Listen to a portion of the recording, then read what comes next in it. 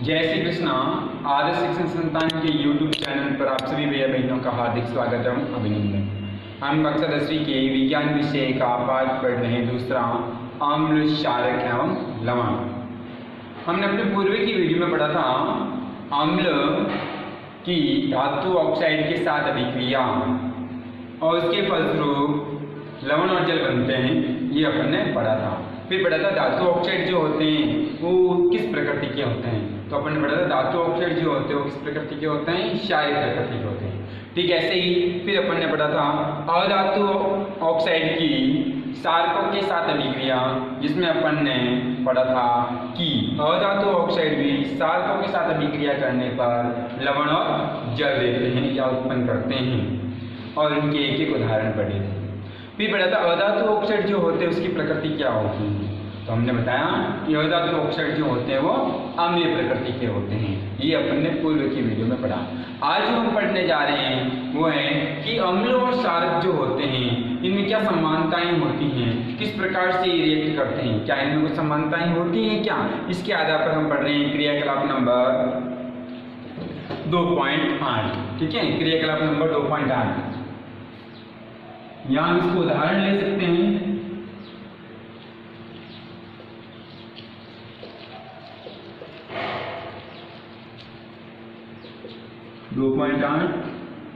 से उदाहरण ले रहे हैं, ठीक है, उसकी भाषा के अनुसार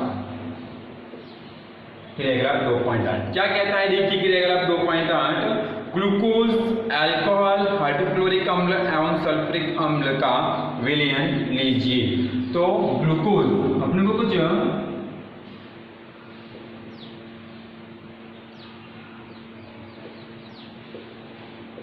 ग्लूकोज, दूसरा इन्होंने कहा है अल्कोहल,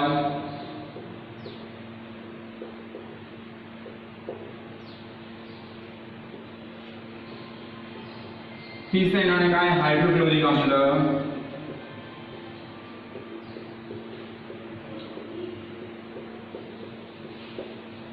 हाइड्रोक्लोरिक अम्ल, फिर चौथा कहा है इन्होंने सल्फ्यूरिक अम्ल।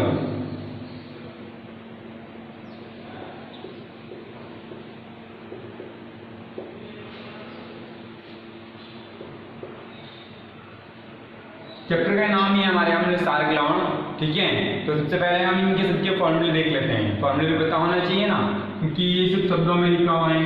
तो ग्लूकोज का क्या होता है, C6H12O6, सही है।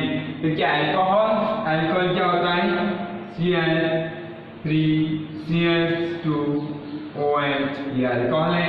या आप इसको ऐसे भी लिख सकते हैं C2H5OH, अल्कोहल। फिर क्या हाइड्रोक्लोरिक अम्ल, हाइड्रोक्लोरिक अम्ल HCl, सल्फ्यूरिक अम्ल H2SO4।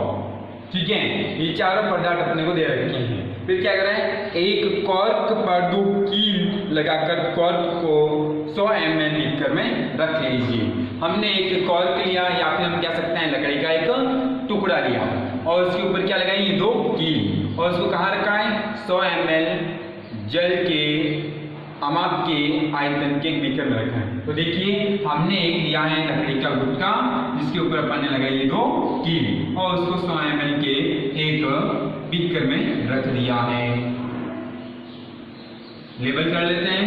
तो क्या है, कॉर्क, या हम कह सकते हैं लकड़ी का गुटका, इसके ऊपर अपन ने लगाई 1 कील और इसको किसके अंदर रखा है, तो हमने इसको रखा है बीकर के अंदर। इसके अंदर रखा है बीकर के अंदर। अब देखिए आगे क्या कहता है, चित्र के अनुसार कीलों को 6 वोल्ट की बैटरी से क्या करना है, 6 वोल्ट की एक बैटरी से जोड़ देना। तो यहाँ पे हमारे पास ये जो कील है उनको इलेक्ट्रोड की सहायता से किससे, 6 वोल्ट की बैटरी से जोड़ दिया है। 6 वोल्ट की बैटरी, ये बैटरी सेलों का संयोजन जो होता है उसे बैटरी कहते हैं। तो ये हमारी बैटरी, इसको 6 वोल्ट की बैटरी से जोड़ा है। फिर क्या किया है कि दोनों टर्मिनलों के मध्य एक बल्ब भी लगाना। 2 टर्मिनल होते हैं, एक तो हो जाएगा ऋण टर्मिनल, एक हो जाएगा धन टर्मिनल। तो देखिए जो छोटी वाला पॉइंट होता है वो होता है ऋण टर्मिनल और बड़ा वाला होता है धन टर्मिनल। ठीक है, यहाँ के एक इलेक्ट्रोड ये बल्ब जोड़ दिया है। क्या जोड़ा है? बल्ब। तो ये है हमारा बल्ब। क्लियर? अब हमने आगे क्या जोड़ी? एक कुंजी या स्विच। यहाँ पे हमारे स्विच या इसको कुंजी भी बोलते हैं। तो इस प्रकार से हमारा लेबल क्या हो गया? डायग्राम लेबल हो गए हैं। अब क्या कह रहा है देखिए, अब ये कहता है कि अब बीकर में थोड़ा सा तनु हाइड्रोक्लोरिक अम्ल डालकर विद्युत धारा प्रवाहित कीजिए। अब हम क्या करेंगे? इस बीकर में सबसे पहले ले रहे हैं तनु हाइड्रोक्लोरिक अम्ल। तो पहले तनु हाइड्रोक्लोरिक अम्ल क्या होता है? तनु HCl। तो क्या करेंगे? हम पानी लेंगे। क्या लेंगे? पानी। और पानी के अंदर क्या डाल देंगे? हाइड्रोक्लोरिक अम्ल। तो ये जो सॉल्यूशन बनेगा वो क्या होगा? तनु हाइड्रोक्लोरिक अम्ल। तो यहाँ पे पानी के साथ अपन ने डाल दिया है तनु हाइड्रोक्लोरिक अम्ल।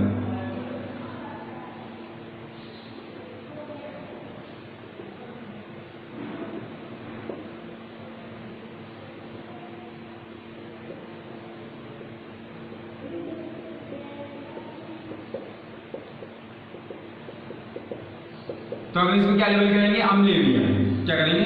अम्लीय विलयन या हाइड्रोक्लोरिक अम्ल का जलीय विलयन। क्या है? तनु विलयन होगा, क्योंकि हमने जल के अंदर क्या डाल दिए हैं? अम्ल। तो इस प्रकार से ये सॉल्यूशन हो गया। अब कहता है कि इसी क्रिया को तनु सल्फ्यूरिक अम्ल के साथ दोहराइए।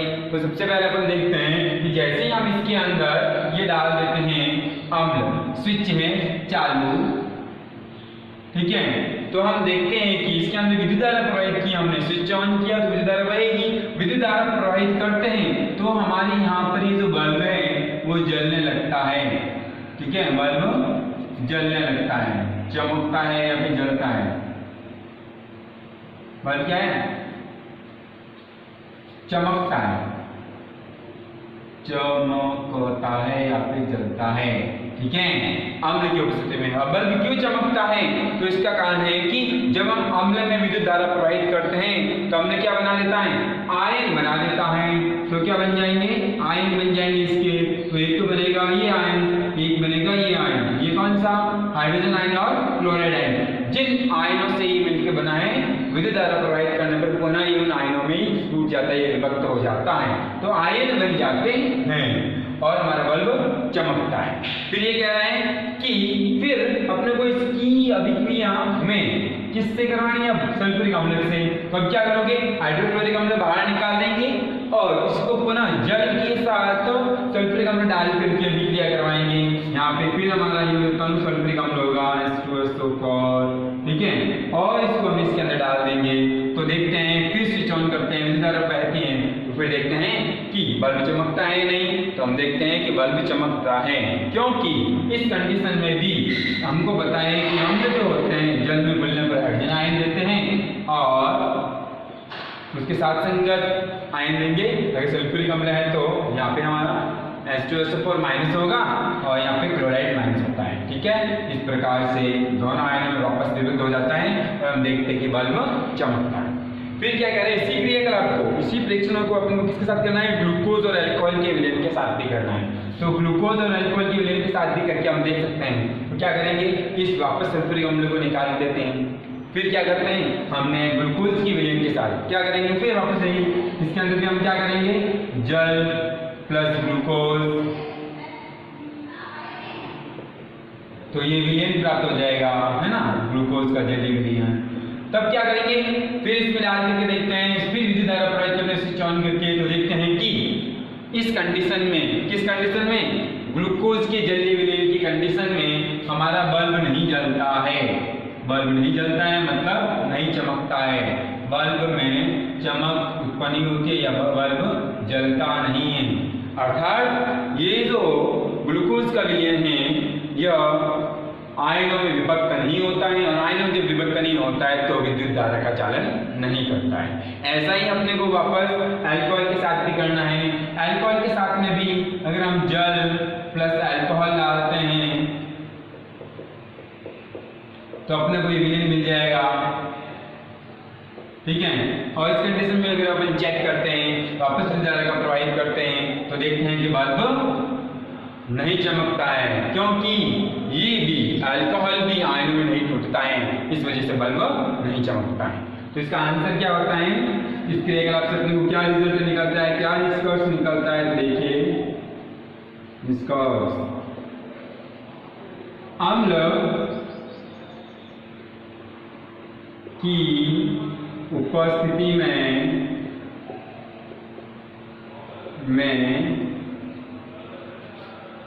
बल्ब जलता है,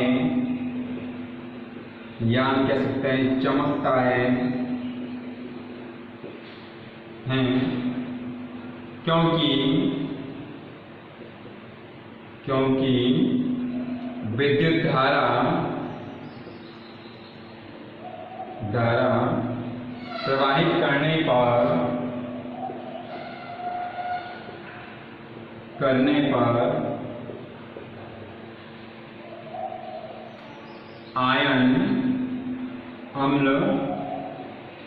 आयनों में लिख दो कोष्ठक में कौन से, घन आयन और ऋण आयन में विभक्त हो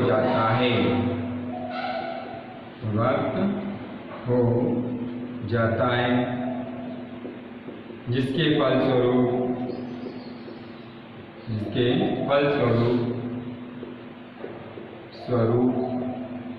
बल्ब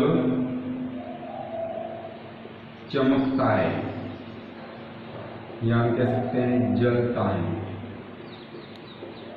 ठीक है, तो अम्ल में कौन सा भी हो, सल्फ्यूरिक अम्ल हो या फिर हाइड्रोक्लोरिक अम्ल, दोनों हाइड्रोक्लोरिक अम्ल की उपस्थिति में और सल्फ्यूरिक अम्ल की उपस्थिति में हमारा बल्ब चमकेगा। लेकिन यदि ग्लूकोज का विलयन हो या फिर अल्कोहल का विलयन हो, इस स्थिति में बल्ब नहीं चमकता है। क्यों? क्योंकि ये आयनों में विभक्त नहीं होते हैं।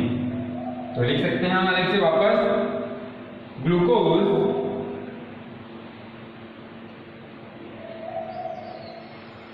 तथा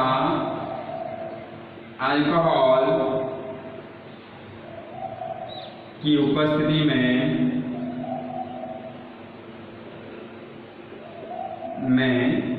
विद्युत धारा प्रवाहित करने पर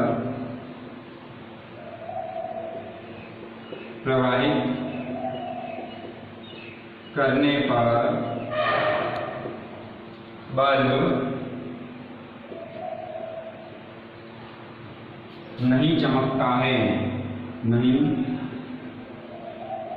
चमकता है, क्योंकि ये पदार्थ कौन, ग्लूकोज और अल्कोहल पदार्थ आयनों में विभक्त नहीं होते हैं।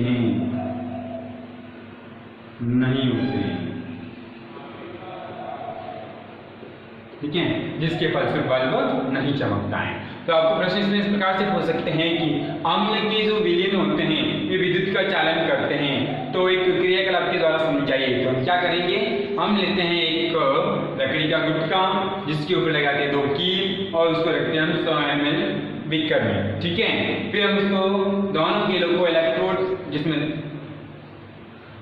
एथोड और एनोड और कैथोड लेते हैं। ठीक है, और उनसे जोड़ देते हैं, या हम क्या करते हैं धन टर्मिनल और ऋण टर्मिनल, उनको 6 वोल्ट की बैटरी से, बल्ब से और कुंज से होकर के जोड़ देते हैं। फिर क्या करते हैं, बारी बारी से पहले हम सल्फ्यूरिक अम्ल लेते हैं। सल्फ्यूरिक अम्ल लेने पर यदि बल्ब चमकता है तो हम लिखेंगे कि हाँ, विद्युत धारा प्रवाहित करने पर अम्ल है जो सल्फ्यूरिक अम्ल वो आयनों में विभक्त हो जाता है, इस वजह से हमारा बल्ब चमकता है। फिर हम हाइड्रोक्लोरिक अम्ल के साथ कर सकते हैं। हाइड्रोक्लोरिक अम्ल के साथ भी जब हम क्रियाकलाप करते हैं तो देखते हैं कि विद्युत धारा प्रवाहित करने पर बल्ब चमकता है।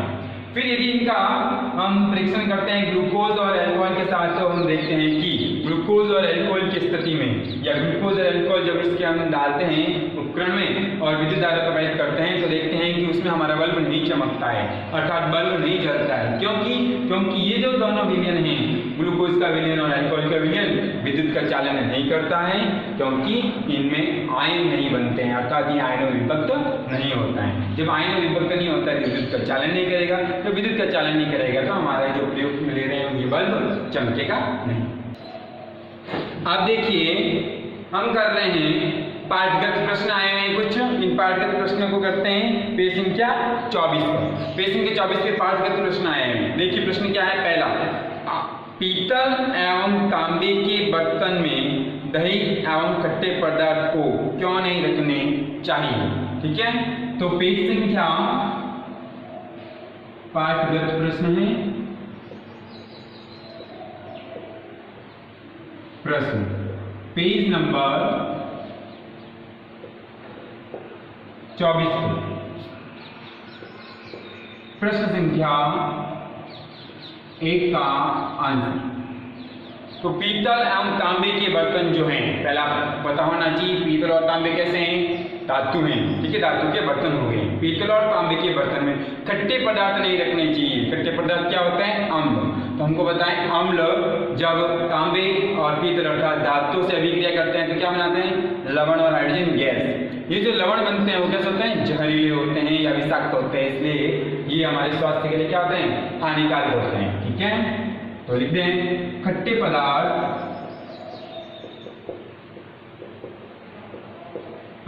में अम्ल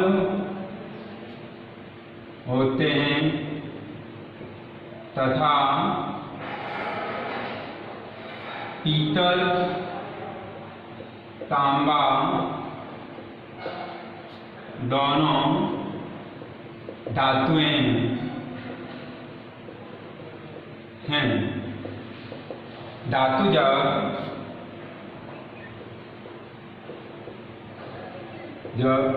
अम्ल से अभिक्रिया करता है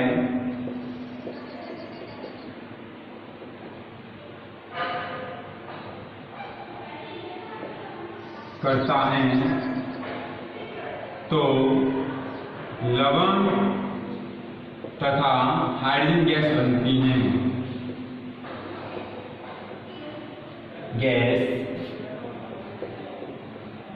बनती हैं।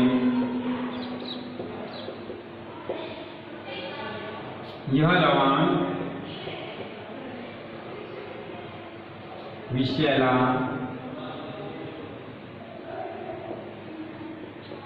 होता है जो हमारे लिए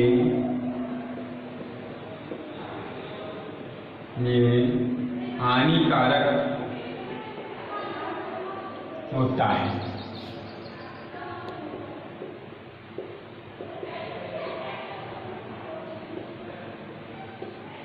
ठीक है, ये इस प्रश्न का आंसर होगा। दूसरा प्रश्न है, धातु के साथ अम्ल की अभिक्रिया होने पर सामान्यतः कौन सी गैस निकलती है। अभी अपने पढ़ाई था हाइड्रोजन गैस, H2 गैस निकलती है, हाइड्रोजन गैस। अब क्या कहता है, गैस निकलती है, एक उदाहरण के द्वारा समझाइए। एक उदाहरण देके बताना है। जैसे देखो हम करते हैं जिंक धातु की अभिक्रिया किसके साथ, HCl के साथ, क्या बन जाएगा, ZnCl2 और हाइड्रोजन गैस। क्लियर। अब आगे क्या कह रहे हैं, इस गैस की उपस्थिति की जांच आप कैसे करेंगे। हमको बताएं, उत्पन्न गैस को हम किस में प्रोवाइड करेंगे, साबुन के घोल में। साबुन के घोल में क्या बनते हैं, बुलबुले। उन बुलबुलों के संपर्क में जलती हुई मोमबत्ती या तीली ले जाते हैं, मोमबत्ती पट पट की ध्वनि के साथ बुझ जाती हैं। ये हम इस प्रकार से जांच कर लेंगे।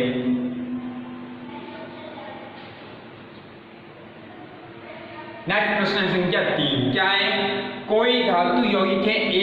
कोई धातु यौगिक है ए, अपने को पहचान करनी है क्या है ए है जो तनु हाइड्रोक्लोरिक अम्ल के साथ अभिक्रिया कर लेता है। ठीक है, ए कोई धातु है जो तनु हाइड्रोक्लोरिक अम्ल अर्थात HCl के साथ अभिक्रिया करता है। तनु को डाइल्यूट लिखते हैं DIL। ठीक है, डाइल्यूट अम्ल लिख दो, के साथ अभिक्रिया करता है तो क्या देता है, देखिए अभिक्रिया करता है तो बुलबुलाहट के साथ एक गैस उत्पन्न होती है।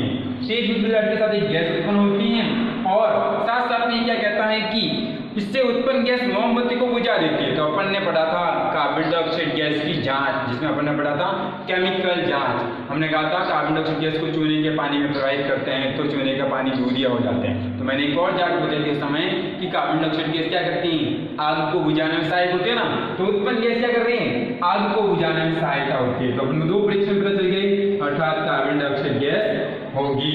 अब क्या कह रहा है, बुझा देती है यदि उत्पन्न यौगिकों में से एक क्या है, कैल्शियम क्लोराइड है, एक यौगिक बन रहा है उसमें कैल्शियम क्लोराइड है। तो अब आपको बताना है कि ये पदार्थ क्या होता है, तो इसके साथ क्या बनता है चीज, वो भी अपने को पता करनी है। आगे इन्होंने नहीं लिखा है, तो इस समीकरण को संतुलित समीकरण भी देना है। चलिए पहले तो हम उत्पन्न पदार्थ को पढ़ लेते हैं, डायल्यूट तनु को बोलते हैं। अब देखिए अभिक्रिया को संतुलित करना है। देखिए तो देखो हमने पढ़ा था, याद हो तो, धातु कार्बोनेट की अम्लों के साथ अभिक्रिया होती है तो कार्बन डाइऑक्साइड गैस, लवण और क्या बनते हैं भाई, जल। बिल्कुल सही है, H2O, ध्यान रखो ये चीज। तो ये है, अब आपको पता होना चाहिए कि Ca है इधर और CO2 है और एक O है। तो देखो Ca CO2 और एक O 3 हो गया ना, तो CaCO3 ये पदार्थ हमारा क्या है, CaCO3 अर्थात धातु कार्बोनेट, कैल्शियम धातु है और ये कार्बोनेट है। तो धातु कार्बोनेट जो होते हैं अम्लों से अभिक्रिया करने पर लवण, जल और कार्बन डाइऑक्साइड गैस देते हैं। तो कार्बन डाइऑक्साइड गैस की जांच अपन ने की थी, क्या आग को बुझाने में सहायक होती है और क्या है, केमिकल जांच थी कि चूने के पानी में प्रवाहित करेंगे तो इसका पानी क्या हो जाएगा, दूधिया हो जाएगा। इस प्रकार से इस प्रश्न का आंसर हो गया। और ये हमारा जो ए है वो क्या है, CaCO3 कैल्शियम कार्बोनेट,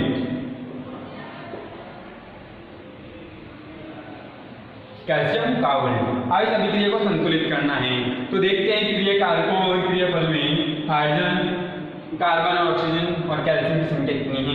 सबसे पहले इधर देखते हैं हाइड्रोजन की संख्या, इधर क्रिया कारक में एक है, उत्पाद में देखिए 2 है। तो पहले हाइड्रोजन को बैलेंस करते हैं, तो हाइड्रोजन को बैलेंस करने के लिए यहाँ मैं 2 लगाता हूँ, तो क्लोरीन भी 2 हो गया, क्लोरीन 2 है, कैल्शियम कितना 1, कैल्शियम इधर 1 है, कार्बन कितना 1, इधर भी 1 है, ऑक्सीजन कितना 3, इधर देखिए 2 और 1 3। इस प्रकार हमारी अभिक्रिया क्या हो गई, संतुलित हो गई,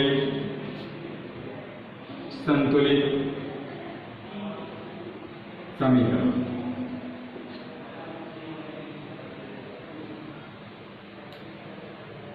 ठीक है, तो इस प्रकार से पाठगत प्रश्न आए हैं पेज संख्या 24 पर। इन प्रश्नों का हल ये है, आप पेज संख्या 24 में जाकर इन प्रश्नों को देख सकते हैं। पहले प्रश्न का आंसर ये, दूसरे प्रश्न का आंसर और तीसरे प्रश्न का आंसर। और इधर अपन ने अभी समय के लिए किया था वो उसका चित्र है, आप ध्यान से देखिएगा। अभी हम आगे जो आएगा अपनी क्लास, उस समय मतलब वीडियो की क्लास जो होगी उस समय हम वीडियो क्लास में लेकर के पहले पार्ट का टेस्ट लेंगे। प्रथम पार्ट का टेस्ट, प्रथम पार्ट कौन सा था, रासायनिक अभिक्रियाएं और समीकरण। तो अगले मैं यहाँ नोट के रूप में लिख रहा हूँ,